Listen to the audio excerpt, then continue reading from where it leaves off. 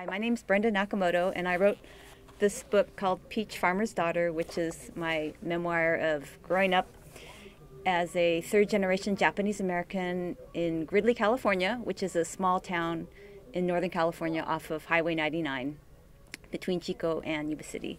I'm going to read a short little snippet of one of my essays in this book, my memoir.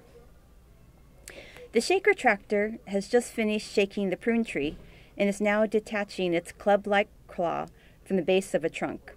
And the two large sections of burlap spread underneath the branches like a wide picnic blanket are now entirely covered in a thick layer of purple fruit and leaves.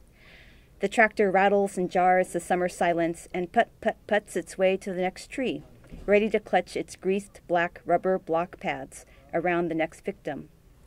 Daddy and Uncle Bob and a couple of our Mexican workmen are pounding the branches of that tree with football-sized rubber mallets on the end of long wooden handles and belting the last of the fruit off the limbs. Then they are together, grabbing the corners of the burlap tarps and dragging them hammock-style to the 4-foot square wooden bin where, with a few synchronized swings and yells of the old heave-ho, the bulk of the burlap sheet and the bundled prunes are boosted and shoved into the bin.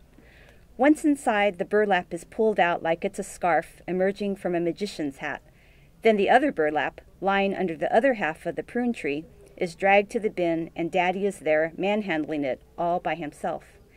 I might even run to him to help, and I'll push on that big old gunny sack, dropping those plump prunes the size of chubby thumbs inside the bin. You can hear those little babies plopping against the slats. My main job, though, is a prune picker, and Mom and Auntie Chi and Rod and Glenn and I are on the soft plowed ground, on our hands and knees, with our buckets between our legs or in front of us, and we're picking up the extra prunes that were flung far into the dirt or somehow squeezed in the grass between the trunk and the burlap. Auntie Chi is like a juggler, and those prunes are flying out of her hands and rainbowing into her 5-gallon steel bucket. I don't know how she can be so fast and agile.